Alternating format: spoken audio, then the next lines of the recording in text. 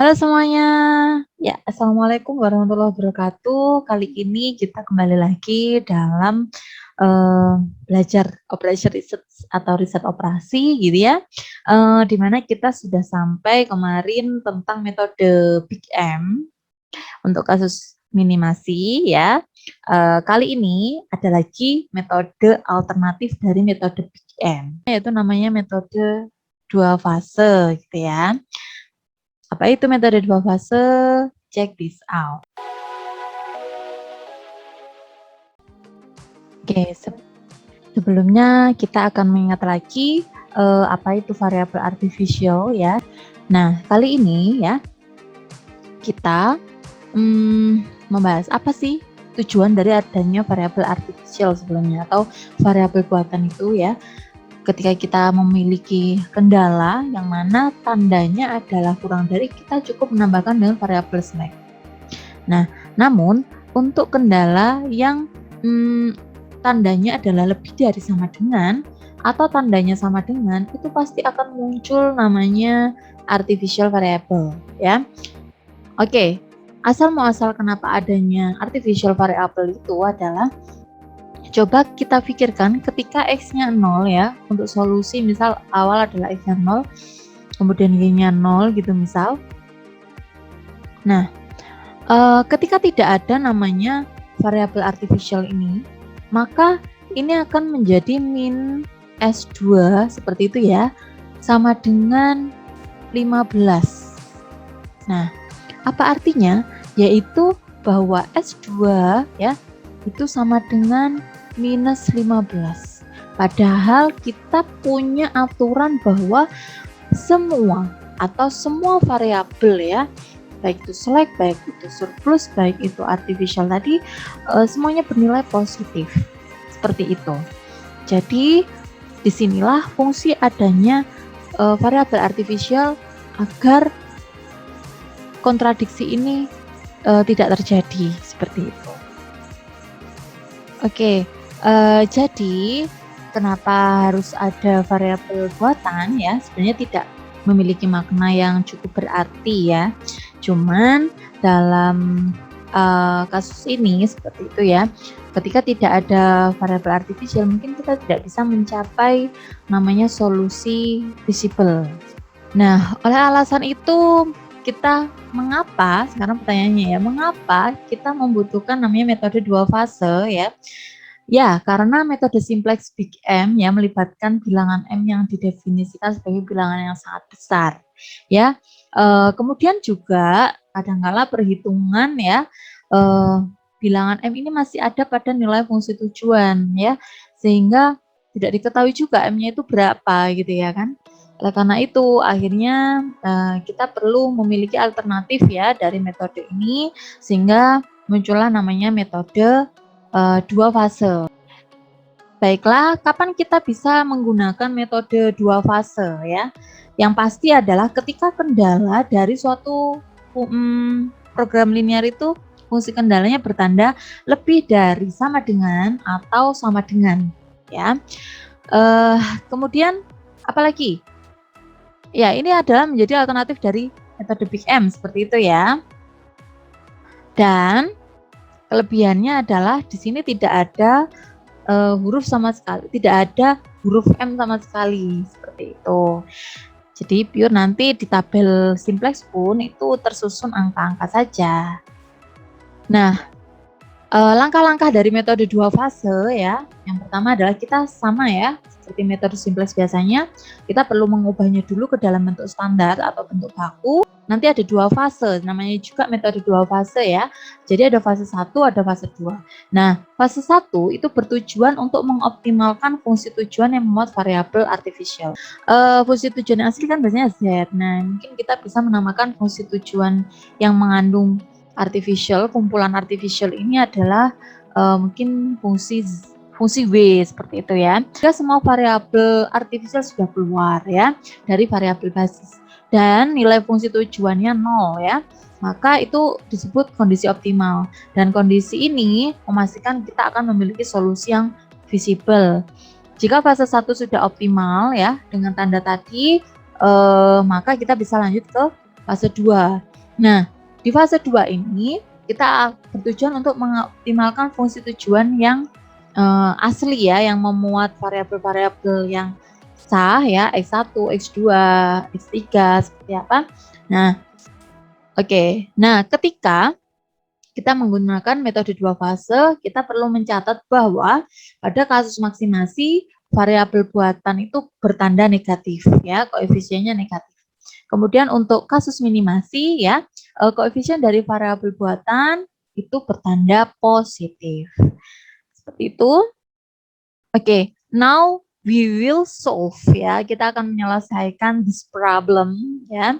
Jadi ini problem yang kita sudah selesaikan waktu di Big M ya.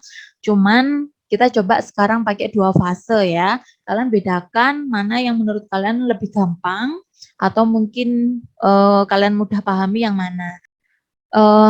Kasus ini sama ya seperti yang kemarin. Baiklah, kita akan meminimalkan Z yaitu 3x1 ditambah 5x2 di mana fungsi kendalanya ada 2x1 sama dengan 8, 3x2 kurang dari sama dengan 5, dan 6x1 ditambah 5x2 lebih dari sama dengan 30. Oke, di sini ada 2 kendala dengan fungsi tujuan yang akan memiliki variabel buatan atau variabel artificial, yaitu kendala 1 dan kendala 3 ya, yang tandanya sama dengan dan ada yang tandanya lebih dari sama dengan. Yang pertama kita lakukan adalah kita ubah dulu ya. Kita ubah dulu fungsi tujuan dan kendalanya ke dalam bentuk standar. Ya, yang pertama karena tandanya sama dengan, maka kita perlu menambahkan artificial ya, variabel artificial, yaitu menjadi 2x1 ditambah R1 sama dengan 8. Oke. Kemudian kita keluarkan R1 ya. R1 atau R1 tetap di ruas kiri, kemudian yang lain di ruas kanan.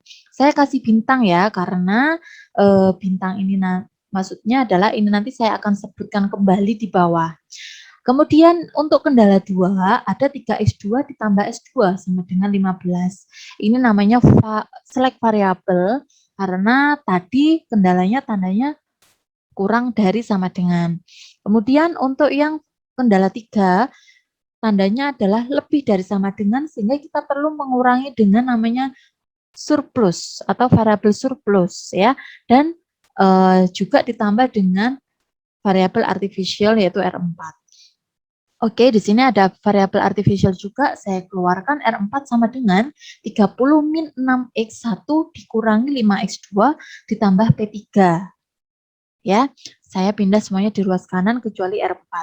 Ini saya tandai dengan bintang 2 ya. Nanti saya soalnya akan menyebutnya. Oke, untuk fungsi tujuan mohon diperhatikan. Kalau biasanya kita punya fungsi tujuan seperti ini ya.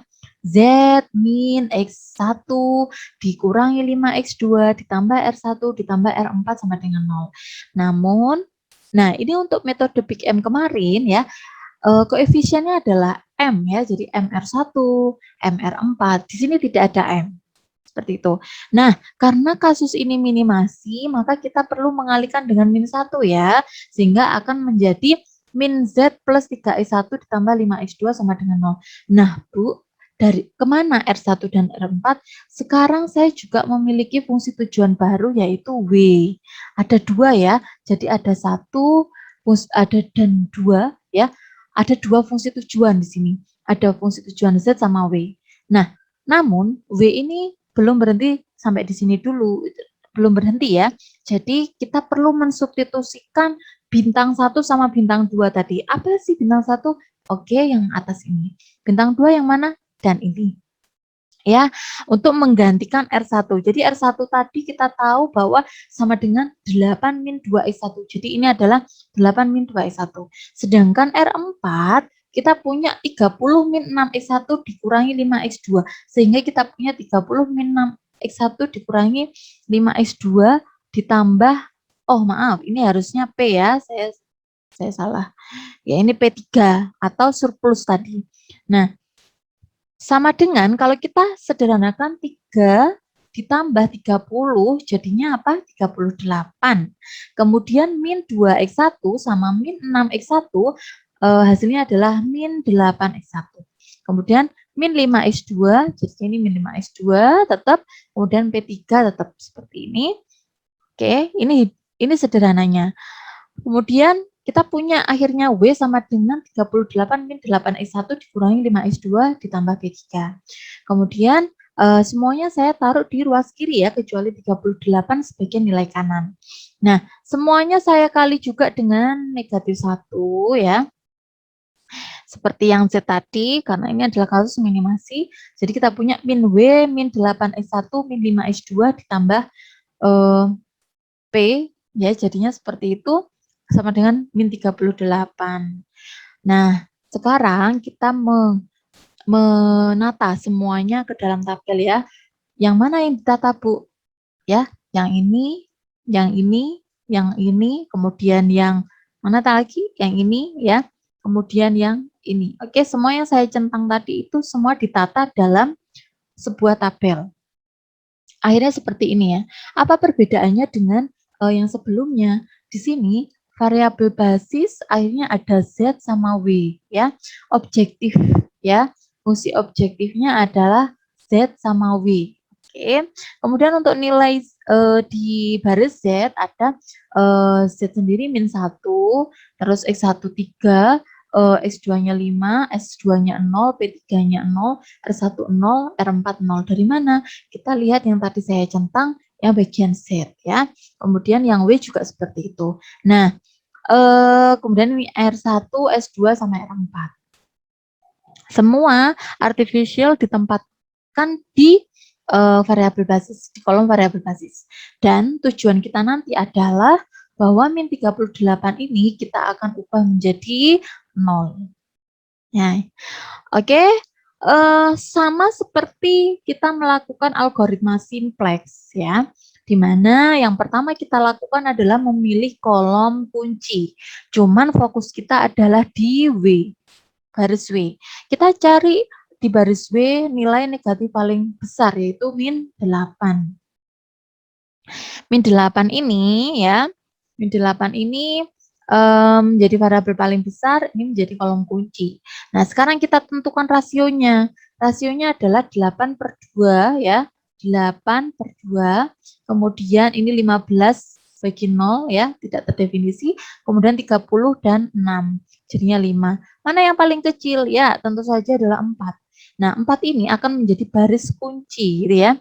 Baris kunci ya, yang rasionya paling kecil dan akhirnya 2 ini menjadi angka pivot seperti itu. Oke, setelah itu apa yang kita lakukan? Yaitu kita mencari dulu yang menjadi baris kunci tadi ya. Angka pivotnya ini ya 2, haruslah kita buat 1. Sedangkan yang lainnya kita buat menjadi 0 semuanya. Oke, nah ini menjadi 1 harus diapakan? Dibagi 2 ya kan? Bagi 2. Jadi semua yang ada di baris kunci ya, di baris kunci tadi.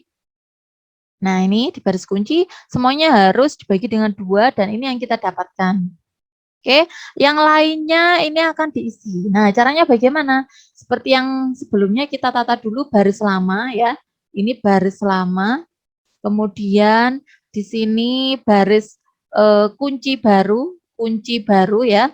Kunci baru. Kemudian ini lama, ini kunci baru. Kemudian 8 ini dari mana? Ya, karena yang akan kita nolkan adalah ini. Min 8 ya. Tujuannya 0. Sehingga harus apa? Harus ditambah dengan 8. Karena di sini sudah 1 ya posisi ya. Jadi kalau dikalikan akan tetap 8. Min 8 ditambah 8 yaitu 0. Sedangkan yang lainnya ngikuti yaitu min 1. Ini min 8 kali 0 kan 8 ya, 0 ya, jadi min 1.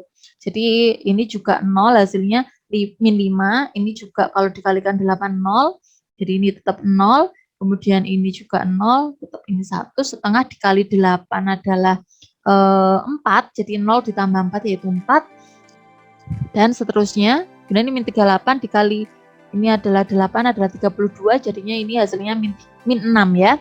Seperti itu ya, yang lainnya juga gitu, baris Z, baris S2 dan baris S4 pun juga seperti itu. Ditata baris lama, baris kunci barunya, kemudian yang mau dinolkan apa 3. Oke, 3 ini harus 0, maka ini dikurangi dengan 3. Kalau yang ini yang mau dinolkan berarti ini ya tetap ya 0 ya.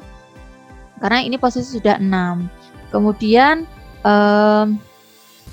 Kemudian yang ini juga 6 ya, ini yang mau kita nolkan seperti itu. Oke, ketika kita sudah memiliki baris-baris yang baru, kita tata kembali ya hasilnya tadi ke sini. Nah, sekarang kita tetap fokus di W karena masih fase 1 ya. W ini masih ada yang negatif enggak di variabel-variabel ini? Oh, ternyata ada, yaitu -5. Nah, ini yang akan menjadi kolom kunci dan tentukan rasionya kembali ya. Nah, ternyata ada yang paling kecil yaitu 6/5 sehingga ini menjadi baris kunci. Nah, di baris kunci ini ya 5 ya sebagai pivotnya, maka semua di baris kunci akan kita bagi dengan 5. Dan kita akan masuk ke iterasi kedua. Dan jangan lupa bahwa yang menjadi kolom kunci variabelnya ini akan entering ke kemana? Yaitu ke baris kuncinya, yaitu nah sehingga ini R4 menjadi berubah X2. Yang tadi juga ya X1 awalnya, nah ini juga R1-nya jadi X1. Oke, nah sudah ya, ini baris kunci yang baru.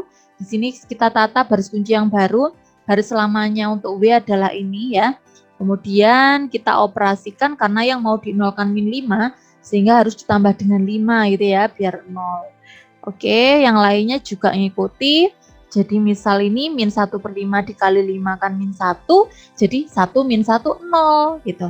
Oke, selanjutnya yang lain juga seperti itu ya. Jadi yang kalau mau dinolkan 5 ya ini harus -5. Kemudian kalau yang ini 0, ini juga 0. Mungkin nandainya lebih mudah seperti itu. Ini 3 mau dinolkan berarti ini -3. Karena di sini posisi juga sudah 1. Seperti itu. Kemudian kita tata, ini sudah masuk iterasi 2 ya ini ya.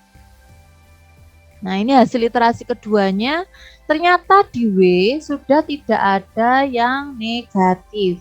Nah, ini berarti sudah dalam bentuk optimal juga, karena ketika sudah tidak ada negatif, W pun juga 0 ya. Jadi tandai ya, kondisi optimalnya adalah ketika W-nya 0 dan variabel basis artificial tadi ya, tidak ada lagi variabel artificial. Jadi kita bisa lihat di sini semua di variabel basis itu tidak ada yang R ya, tidak ada variabel artificial.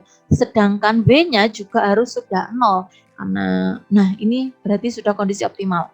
Kalau sudah kondisi optimal ya, kita lihat tabel terakhir tadi sudah kondisi optimal, maka sekarang buanglah variabel artificial dan baris W ya. Nah, oke, W-nya saya hapus jadi sudah tidak ada lagi di sini. Kemudian R-nya juga sudah saya hapus ya, ini sudah saya hapus gitu ya. Sudah saya hapus sehingga akhirnya tinggal ini ya. Tinggal ini. Nah, kita lihat sekarang apakah di Z juga masih ada yang negatif. Nah, kalau sudah tidak ada sesuai dengan algoritma simplex bahwa ini sudah mengandung kondisi optimal gitu ya. Jadi sudah tidak ada bilangan negatif ya, sehingga bentuk optimalnya adalah ini dan min Z nilainya adalah -18 atau Z-nya adalah 18. Sehingga juga diperoleh bahwa X1-nya adalah 1 dan X2-nya adalah 6/5. Seperti itu ya teman-teman semua, semoga bisa dipahami dan mungkin ini bisa buat latihan kalian. Coba bandingkan ketika mengerjakan dengan metode Big M dan metode 2 fase. Nah, metode 2 fase sudah kelihatan ya dari apa namanya? Dari namanya itu sudah pasti ada 2 fase atau 2 tahap. Baiklah, itu tadi penjelasan ya dari Bu Lilis tentang metode dua fase. Semoga bisa dipahami. Nah, untuk kalian mungkin yang sudah menonton, kira-kira mau milih mana, metode dua fase atau metode Big M gitu ya. Oke, yang mana-mana yang pasti jangan lupa bahwa kita perlu memastikan bahwa suatu program linear itu tadi punya solusi visible apa enggak. Nah, kalau metode dua fase di tahap 1 kita perlu memastikan ada solusi visible atau tidak. Ya, kalau di fase 2 kita memastikan bahwa sudah optimal apa enggak Z-nya. Oke, terima kasih sebelumnya. Assalamualaikum warahmatullahi wabarakatuh. Semoga bisa dipahami.